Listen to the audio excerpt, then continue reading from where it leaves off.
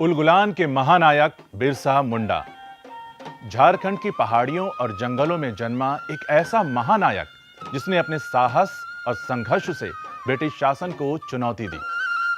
हम बात कर रहे हैं बिरसा मुंडा की, जिन्हें उनके अनुयायियों ने धरती आबा भगवान बिरसा मुंडा के रूप में पूजा। बिरसा मुंडा का जन्म 15 नवंबर 1875 को झारखंड के खूंटी जिले के उल्लीहातू गांव में हुआ।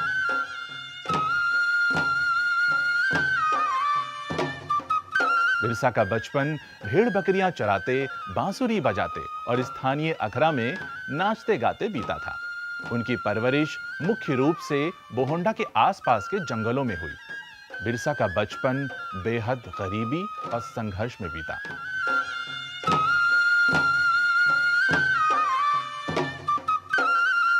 बचपन में ही बिरसा ने अतीत में हुए मुंडा विद्रोहों की कहानियां सुन ली थी।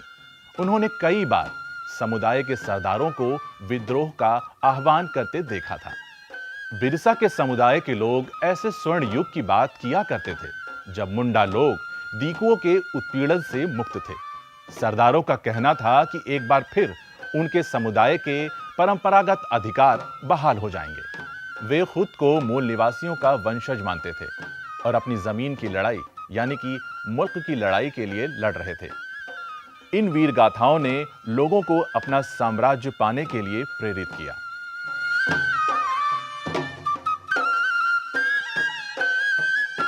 बिरसा ने अपने आसपास के अन्याय को देखा और महसूस किया। छोटी सी ही उम्र में उन्होंने देखा कि कैसे उनके समुदाय को विदेशी ताकतें अपने लाभ के लिए शोषित कर रही हैं। उनके जीवन की परिस्थितियां कठिन थीं, लेकिन यही संघर्ष उन्हें आगे चलकर एक बड़े आंदोलन का नेतृत्व करने की प्रेरणा देता है। यह वह समय था जब ब्रिटिश शासन का प्रभाव तेजी से बढ़ रहा था और आदिवासी समुदायों को अपनी ही भूमि और अधिकारों से वंचित किया जा रहा था। धीरे धीरे ब्रिटिश मिशनरियों ने आदिवासी समाज में अपने धर्म का प्रचार शुरू किया था। बिरसा ने मिशनरी स्कूल में दाखिला लिया, जहां उन्होंने पढ़ाई के साथ साथ धर्म के विभिन्न पहलुओं को समझा। बिरसा का परिवार उनके जन्म के पहले ही ईसाई धर्म स्वीकार कर चुका था। 1886 से 1890 तक बिरसा चाईबासा के जर्मन मिशनरी स्कूल में पढ़े। बाद में मिशनरियों से मुंडा सरदारों का संबंध विच्छेद होने के बाद बिरसा का मिशनरियों के प्रति विचार बदला और वे मुंडा सरदारों के साथ उनके आंदोलन में शामिल हो गए।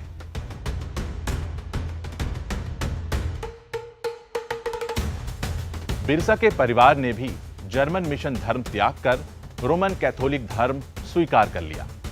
फिर 1891 में बिरसा का परिवार बंदगांव आ गया, जहां बिरसा को वैष्णव धर्मगुरु आनंद पांडे का सानिध्य मिला। वे वैष्णव धर्म के करीब रहे। उन्होंने जनेऊ धारण किया, गोकशी पर प्रतिबंध लगवाया और शुद्धता व दया पर जोर देने लगे। बिरसा ने मुंडाओं से आह्वान किया कि वे शराब पीना छोड़ दें, गांवों को साफ रखें और डायन व जादू टोने में कतई विश्वास न करें। 1895 तक बिरसा को लोग एक मसीहा की तरह देखने लगे थे।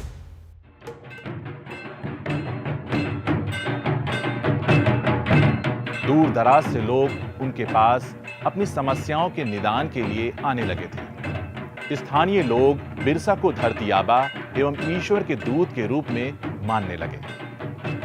उन्होंने एक नया धर्म शुरू किया जो बिरसाइत कहलाया। ये धर्म प्रकृति को समर्पित है। इसे मानने वाले लोग प्रकृति की पूजा करते हैं। आगे चलकर बिरसाइत के हजारों अनुयायी हुए। आज भी झारखंड में बिरसाइत धर्म को मानने वाले अनुयायी हैं। यहीं पर बिरसा ने महसूस किया कि उनका समुदाय विदेशी मिशनरियों और जमींदारों के शोषण का शिकार हो रहा है। उन्होंने धीरे धीरे अपने लोगों को जागरूक करना शुरू किया और उन्हें एकजुट होने के लिए प्रेरित किया। बिरसा ने आदिवासियों के अधिकारों के लिए संघर्ष का बिगुल बजाया। उलगुलान यानी विद्रोह का आह्वान किया। उनका उद्देश्य स्पष्ट था, अपने लोगों को उनकी भूमि और अधिकार वापस दिलाना। बिरसा ने अपने भाषणों में सभी को संगठित होने और अपनी संस्कृति, अपनी परंपराओं के साथ जुड़े रहने का संदेश दिया। उन्होंने कहा कि हमें अपने अधिकारों के लिए खड़ा होना है, जिसके परिणाम स्वरूप बिरसा और उनके अनुयायियों ने ब्रिटिश शासन और उनके समर्थकों के खिलाफ खुलकर विद्रोह किया।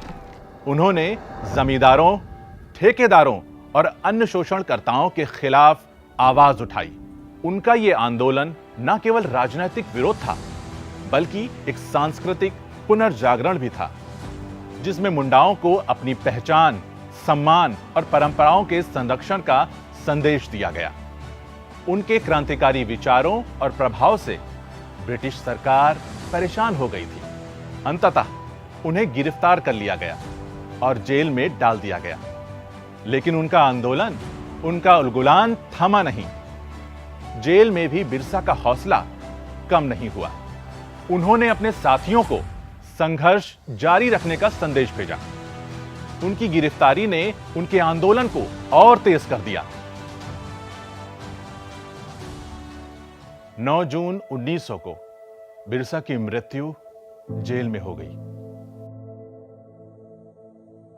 उनकी मृत्यु के साथ ही एक महानायक का अंत हुआ, लेकिन उनके विचार और उनका संघर्ष आज भी आदिवासी समाज के दिलों में जीवित है। भारत सरकार के सकारात्मक प्रयासों का ही परिणाम था कि वर्ष 2021 में माननीय प्रधानमंत्री ने बिरसा मुंडा के जन्म दिवस को जनजातीय गौरव दिवस के रूप में मनाने की घोषणा की। मेरे परिवारजनों, आने वाले 15 नवंबर को पूरा देश जनजातीय गौरव दिवस मनाएगा। ये विशेष दिन भगवान बिरसा मुंडा की जन्म जयंती से जुड़ा है। भगवान बिरसा मुंडा हम सबके हृदय में बसे हैं। सच्चा साहस क्या है और अपनी संकल्प शक्ति पर अड़िग रहना किसे कहते हैं, ये हम उनके जीवन से सीख सकते हैं। माननीय प्रधानमंत्री संसद भवन में बिरसा मुंडा को पुष्पांजलि अर्पित करते हुए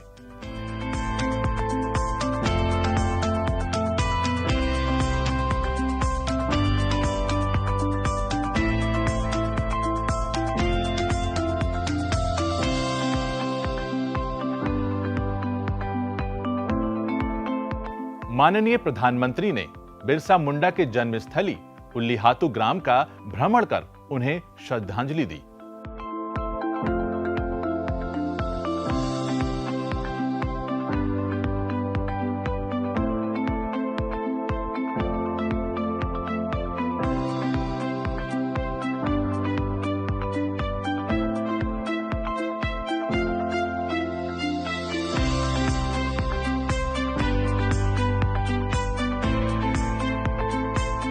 माननीय प्रधानमंत्री रांची स्थित भगवान बिरसा मुंडा म्यूजियम एवं मेमोरियल पार्क का भ्रमण करते हुए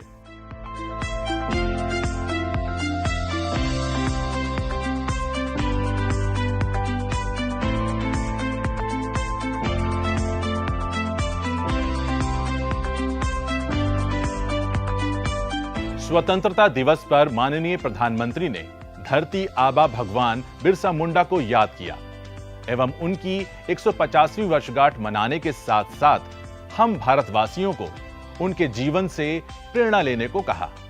अंग्रेजों के नाक को दम करने वाला हमारा देश का एक आदिवासी युवक था।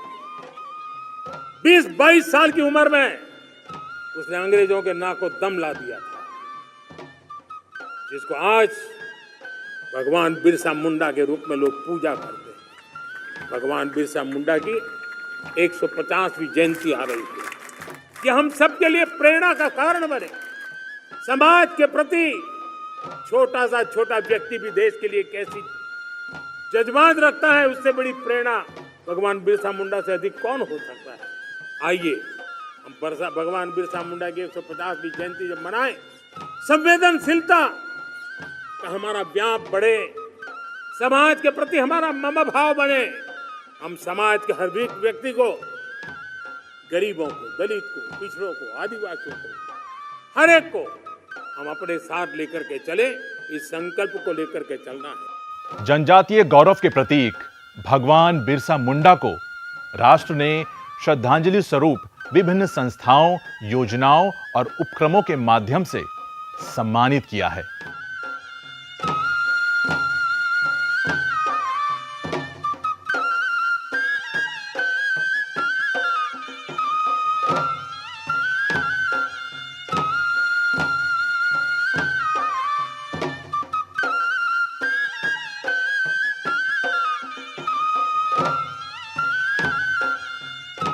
बिरसा मुंडा का बलिदान व्यर्थ नहीं गया। उन्होंने आदिवासी समाज में एक नई चेतना और एक नई जागरूकता जगाई। आज भी झारखंड के हर कोने में बिरसा को भगवान के रूप में पूजा जाता है। उनके आंदोलन ने उन्हें आदिवासी समाज का मसीहा बना दिया।